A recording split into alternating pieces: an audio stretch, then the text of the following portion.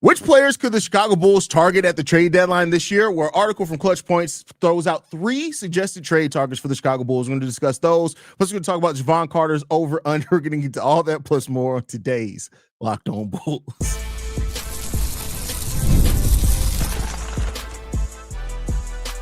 You are Locked On Bulls, your daily Chicago Bulls podcast. Part of the Locked On Podcast Network, your team every day. Thank you for tuning in to Locked On Bulls, member of the Locked On Podcast Network, where it's your team every single day. That's Pat, the designer, host, and creator of the Windy City Breeze and host of the Chicago Bears podcast over at ESPN 1000. I'm Haize, host and creator of Chicago Bulls Central and Chicago Bears Central YouTube pages and podcasts. We've got a lot of topics to get into today. We're talking about 3 trade targets, Javon Carter over under.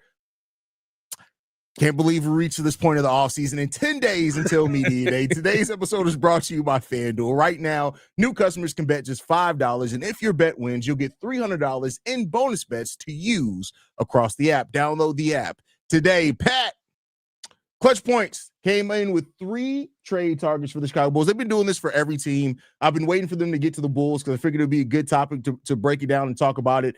They have 3 targets here for the Bulls. Jonathan Kuminga, Anthony Simons, Walker Kessler. Now, I do think to varying degrees, all these guys could be available. They list Jonathan Kuminga, though, as a 2-way wing. I don't know where people keep getting this thing that Jonathan Kuminga plays defense at. I don't know if they've actually watched Jonathan Kuminga play basketball, because I wouldn't call him a 2-way wing, but just at the base, we'll talk about all the targets, but which one do you think is most realistic? And if it's different, which one would you rather the Bulls target out of these 3 players? Walker Kessler answers the question. That's the only answer. It answers the question. Like, that's the biggest thing that you could have had. I mean, honestly, like, instant impact from a player that on year 4 of Walker Kessler here, brother. We could be. You said what? We could currently be here on year 4 of Walker Kessler had we drafted. We could have, but hey, we're on year 4 of Dalen Terry. Yeah. He cool. Like, it was right there. I had never been so sure of the Bulls taking a player in my life, bro. I just knew we were taking MPJ. That's okay, I knew we were taking MPJ. I had said all year, tank 4 quarters for Michael Porter. It was the only time I was ever in tank mode. I was like, you have nothing, and this dude can score from everywhere. Do whatever you got to get him. But yeah, no, listen, Walker Kessler is exactly what this Bulls team needs. I think that he's the obvious one that stands out. And the problem is he's on the Jazz, so you know it's going to cost you draft capital to get him. Is it still worth it at that point? But you've got a developed player right now who, if he gets better at scoring, which he kind of has done over the last couple of years, could be a true threat. And he gave you 12.5 rebounds last season. That's the obvious one that fits in with the team. To me, I've continued to say this. I will continue to say this. Jonathan Kuminga is you go out and you build your team around him kind of player.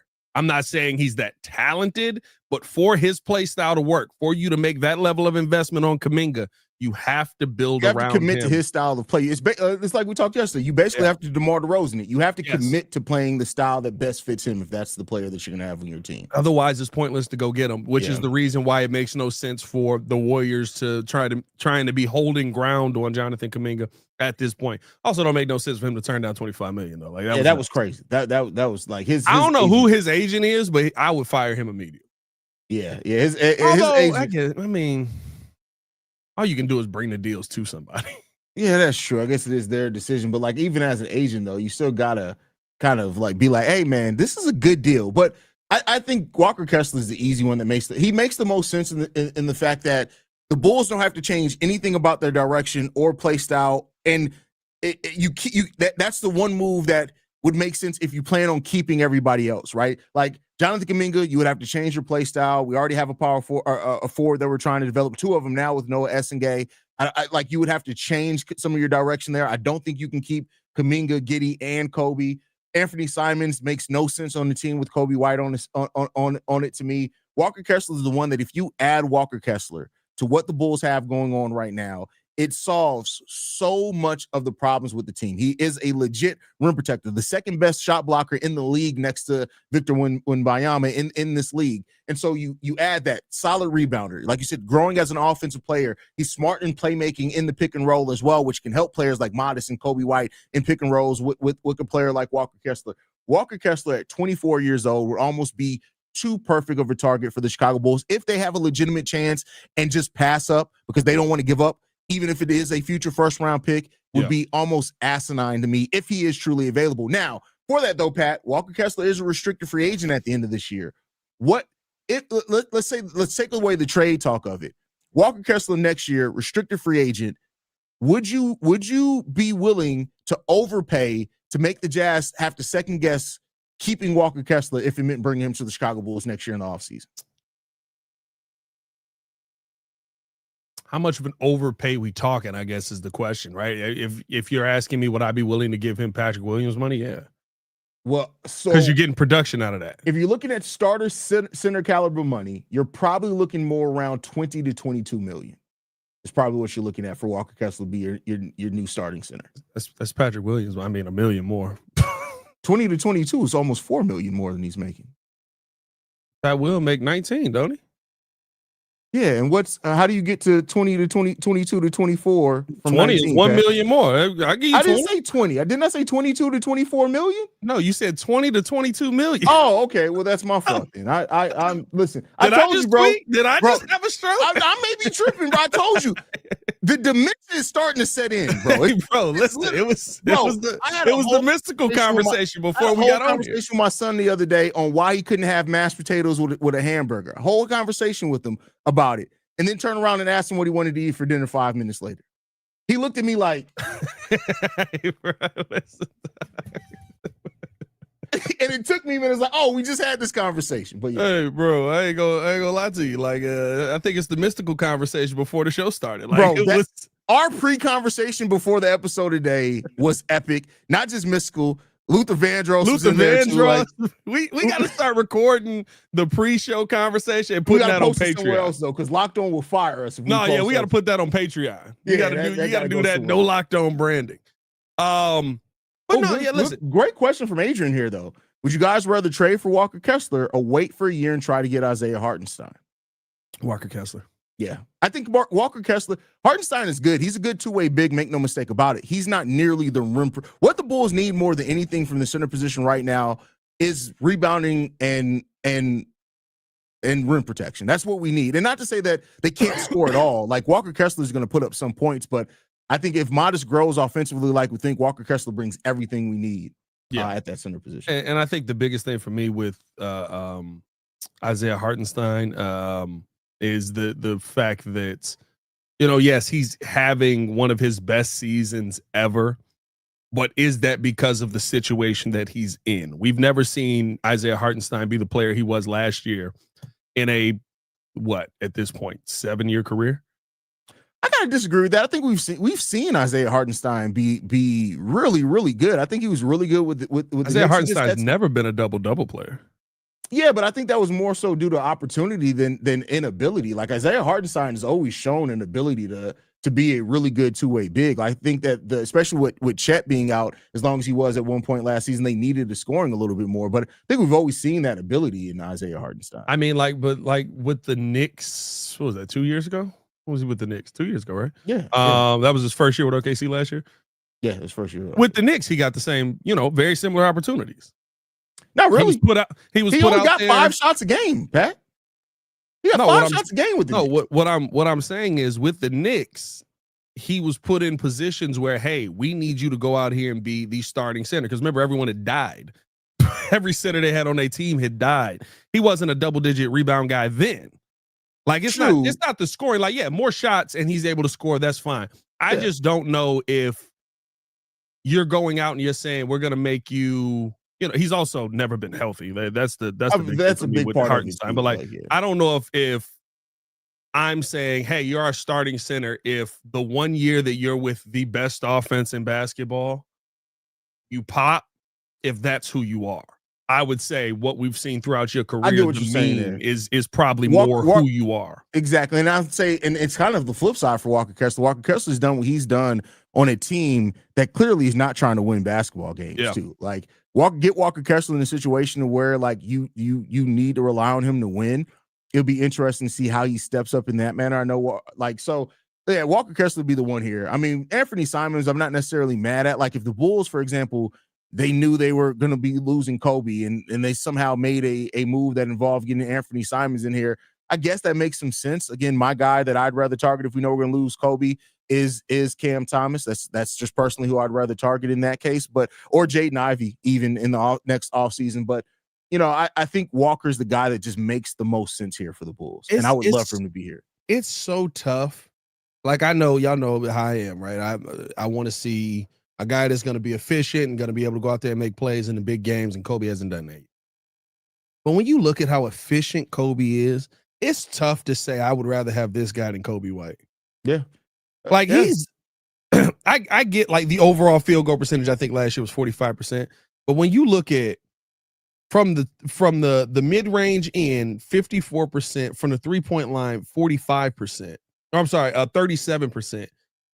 Like it's just so tough to say like I would rather have Anthony Simons over Coby White, who's 49%. Oh, for sure. And that's why I said I didn't word it as I'd rather have them. It's like if they're resigned to they're losing Coby, I can get behind it. But like, no, I'd rather have, and that's even when people are like, well, 20-point per game scores is like, yeah, but like, look at what they get paid. They're going to get paid probably around what Coby's getting when you add in youth and his rebounding and all that type of stuff. I'd rather just keep Coby, but you know, we'll see what the Bulls have. But one player that I would rather the Bulls not keep is Javon Carter. We're going to talk about Javon Carter and his over-under, but first we got to get to a message from Open Phone. Ain't going to make it. I saw the look of concern on your face. I picked up the coffee. If you're running a business, you know that every missed call is money left on the table. Think about the last time you had an urgent need, maybe for a plumber or a service provider. If the first person didn't answer, did you wait? Probably not. You moved on, and that's why you need Open Phone. Open Phone is the #1 business phone system built to streamline and scale your customer communications from an app on your phone or computer. Open Phone lets me manage business calls and text from a single app. The shared inbox feature is a game changer. Your team can jump into any conversation instantly without missing a beat. And their AI agent handles after-hour calls, answers common questions, and captures leads so you never miss a customer. OpenPhone is offering our listeners 20% off your first 6 months at openphone.com/LockedOnNBA. That's openphone.com/LockedOnNBA. And if you have existing numbers with another service, OpenPhone will port them over at no extra charge. OpenPhone. No missed calls, no missed customers. More Locked On Bulls coming up next.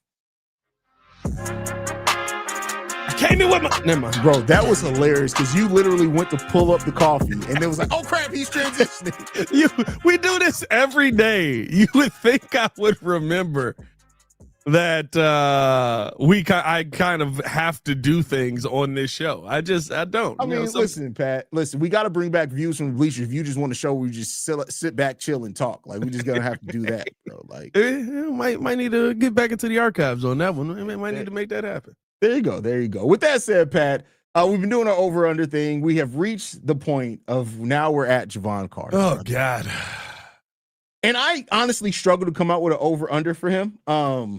So I'm going to leave it at this. Over or under one more season of Javon Carter as a Chicago Bull after this season. You know what? Honestly, under. Because I think if you're going to make mid-season trades, like Javon Carter's going to be a part of one of them. Yeah. Like not like just a make the money work type of player. Somebody who especially like, you know what I truly think could be a real scenario. The Bucks have no point guard, and they kind of may suck. Yeah, we have players on the team that their former teams need that position. Jalen Smith with the center and the Pacers, and Javon Carter, point guard. I honestly think you may be making some inner division, I guess, if you want to, trades this year. And I could fully see Javon Carter back in Milwaukee for like a second round pick, a ham sandwich, and a sickly cash dog. considerations. Come on now, we're the Chicago Bulls. You know you got to get your cash considerations. No, the cash considerations are in the ham sandwich. You got to take the sandwich apart. There's just $100 bill in there, and then you put the sandwich back together. I mean, it's like it's Kawhi Leonard money. You know what I mean? It's just a little under the tree money. You know what I mean? That's under the tree money. Little under the tree money, dog. Yeah, so I'm gonna say under. I think this may be Javon's last year, and it may not be a full year. Yeah, I think it's definitely under. I don't see any reason in which, like, even if they want to fill that end of the bench role, I think that'll go to Dalen Terry. Like, I think they'll bring him back in restricted free agency on a really reasonable deal to be on the back end of the bench player rather than go to the player like Javon Carter. So I think this is the last season, partial season, whatever it ends up being, with Javon Carter in the Chicago Bulls uniform. And yeah, I can't wait. I can't wait for this to be done and over with, bro. I just can't. He's averaged 4.5 points. You want to know the wildest thing, bro? What's up? Javon Carter's like younger than you by a lot. Yeah, like it's by 8 years. I'm 8 years older than Javon Carter. He looks so much older, bro. Javon Carter looks like everything he been through, bro. When people talk about growing up in Chicago was rough, go look at Javon Carter. Hey, it ain't that rough. He did that to himself.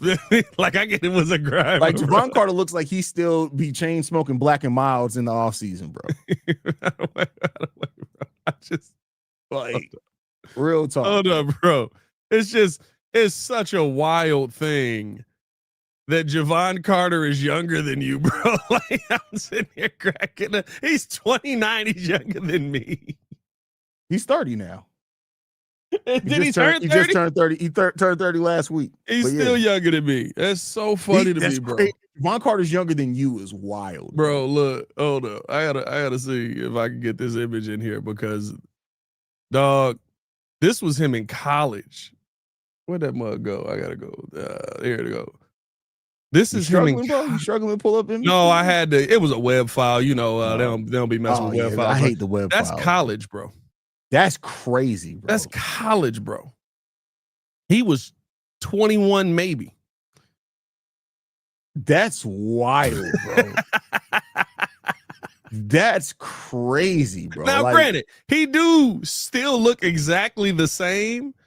And so maybe this is him just locked in by the time he's 60. Gonna be like Morgan he will Freeman. always Morgan Freeman's been old forever. Yeah, he's gonna always look 39. But maybe like he's gonna be like 70 years old and still look 39. So maybe he's locked in time and it'll start to work for his advantage. But these first few years is rough. Bro. Looking 40 at 19 is wild, bro. That's tough. He looked like he got a midlife crisis waiting. He was already bald in college? Oh, yeah. He definitely been bald. He probably, I think he was bald in high school the whole time. Bro, that's crazy, bro. That's like Kev. Kev said he started going bald at like 14. That's crazy. Yo, he was definitely going bald. Going bald in your teens is wild, bro. That's how you know people be carrying demons, bro. Like, hold up. Maybe he just need to cut the beard, bro. I ain't gonna lie to you. I'm looking at him in high school. He kind of looked the same, but you can definitely see that the hair is going. Like, hold on, where'd the picture go? Don't worry about it. Whatever, man. Pat's over there struggling, y'all. I had it. It just, here you go. All right, how about that? Wow. Hey, little Javon Carter high school pick. That's crazy. He was definitely in that Mohawk era too. That's crazy. Not the boy had 2 years later. Cut. 2 years later, That's bald. That's wild, bro. That's crazy. Everybody, listen. Just go thank your barber today. This is time to thank the fact that you got anybody who still has any semblance of their original hairline. Yeah, THT too. Like THT absolutely cooked too, bro. I can't even imagine THT. I remember THT in high school. I can't even imagine him with hair. It's bad, bro. It's bad. Bad business being done there. But to get back on Javon Carter, Pat, do you see any way in which Javon Carter has an actual role on this team this season? No. I mean, listen, it's done. You know what I mean? Like, I'm sure he's a nice practice PG. I'm sure that he is going to be somebody who pushes, the players in practice to practice a little bit harder or to play better. But he's not an impactful player on the actual court, and he's an end of the bench point guard. I'm not expecting him to be. I don't think things are going to change. I don't think he's going to have a new role. If we're getting a lot of Javon Carter minutes, it's over. The season is cooked. Have fun. And listen, as how banged up the Bulls have been, we may have that happen. The hope is that we don't. Let's keep it going, man. We got to talk about 10 days till media day. But first, got to give you a message from FanDuel. The NFL season is here, and FanDuel is making sure you're ready for kickoff with a can't-miss offer. Right now, new customers can bet just $5, and if your bet wins, you'll get $300 in bonus bets to use across the app. Listen, love using FanDuel because it fits however you like to play. Play your props, building the same game parlay, or even jumping in on live action as it unfolds. So are you ready to play? Download the FanDuel app now by visiting FanDuel.com to get started. That's FanDuel.com. Once again, that is FanDuel.com. Download the FanDuel app. Visit FanDuel.com to place your first $5 bet. More Locked On Bulls coming up next. What the hell? All right. I was looking right at it too. I gotta address this. Rob says Vooch and Drum vets here kept them from drafting Kessler.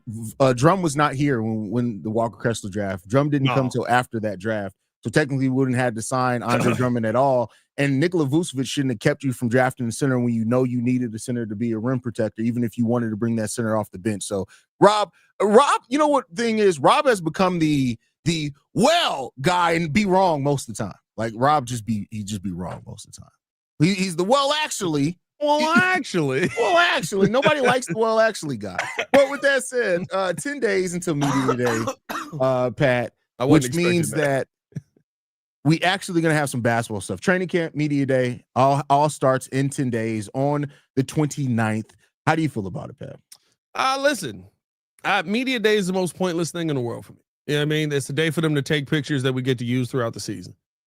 That's kind of all I ever get for media day, because nothing they say, nothing that's said at media day usually ends up playing out in the long run. Most of the time, these guys don't tell the truth anyway. And the only thing we're going to get from Billy Donovan is, long-winded answers that are, explaining the game at a level of smarts that most people can't understand. And Nikola Vucevic saying, use me in the post. And Dosunmu sitting there while people ask him questions with his mouth open. Here's the thing. Io does it's not even his mouth open during media day. Io does the thing where he licks his lips 150 times before he answers the question, though. It's put some chapstick on it. Bro, it's like, oh my God, bro. If you don't go get some Carmex, bro. But the only person who's honest, huh? He needs Vaseline. Carmex is the problem. But the only person who's usually very honest on media day is Nikola Vucevic. Like Vooch is usually pretty honest. I think this season he's gonna have even more reason to just not hold anything back. But you know what it is? Media day for me is the unofficial start of the season, because usually it's media day and then you get games less than a week later, which I think we do. We get media day 4 days after. Our first preseason game 4 days after media day this year. So it's going to be a fun thing to do there, but that's just really what it is. It's the unofficial start to the season. We get to see all pictures of all the guys. They do photo ops. We get to see what crazy stunt Jimmy Butler pulls in media day this year, because he always pulls something. His first year having a media day in Golden State. But other than that, that's all it is, bro. Yeah, bro. I don't know. I don't get excited about a media day. Get me to the real basketball. Because at this point of the year, everybody is, feeling like you can go out there and win games. Everybody is feeling like, this is the year that we turn it around, and this is the year that we get it right. And all of that turns into cap the second you step on the floor and LeBron James is stepping across from you. You know what I mean? So and the Bulls schedule is diabolical this season. Yeah. So nothing you say to me, right, is the only thing. I will say this. I feel like if you're going to put Modest in front of a mic, I don't think Modest is media trained. as well, I guess I should say. Yeah. And so he may say something very honest that you may get from it, but outside of that, like, lace them up. Let's see if y'all can play. Let's see if y'all can go out there and get the job done, because you haven't been able to for 4 years of this team being put together. Now you got a new team in place. Let's see what's different. Yeah, I mean, we got to see what's going to happen there. That's it. This team, it's all about what they do on the court now. Like all the talk about post All-Star break, pre All-Star break, all that type of stuff. It don't matter. Now, once the season starts, you're going into the season. You have to prove what you can be this season on the court together, and that's what I'm excited about to see of this team this year. That's really it. We'll see we'll see where it's all going to shake out. The contract stuff, I think the Iowa contract stuff, the Coby contract stuff, all that stuff's going to work itself out based off how good they look this year. If Coby and Giddey look like a backcourt that you can win some games with, there's no way AK is going to let that go. So I think a lot of the stuff is going to naturally happen over the course of the season, and we'll see. Yeah, hopefully we have less questions than we did coming into this season, because I think the problem with this team is all we have is questions. They'll be the only Chicago team that actually eliminates questions this season. Every other Chicago team this year added more questions as the season. I actually feel like the White Sox don't have that many questions. It's just like you ain't winning enough games, but I don't have a ton of questions. I'm just like, no, that's what Coastal Montgomery is. That's nice to see. That's crazy. 60 wins. Hey, man, appreciate y'all for tuning in. The show, love as always. Hit that like button, subscribe to the page, leave a 5-star review. Y'all know what to do. Follow us on everything at Locked On Bulls. You can follow me on everything at Pat the Designer. You guys can follow me at CEO Haize. Locked On Bulls is free and available on every podcasting app and platform of your choice, as well as YouTube, the Odyssey app, Amazon Fire TV, Roku TV, Fubo TV, basically anywhere you want us. You can get it. Pat, you're going to have to hit the closing video button. My thing won't scroll anymore. I don't know what happened. Got you. Mine ain't even got it. Wait, it's not in here. It's not in there anymore? All right. Well, that's the show, here guys. It is. There it is. There it is. There it is. There it is.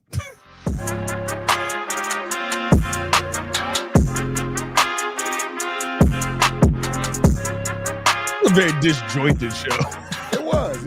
I mean, when our pre-show talk threw it off, bro. We got to be better.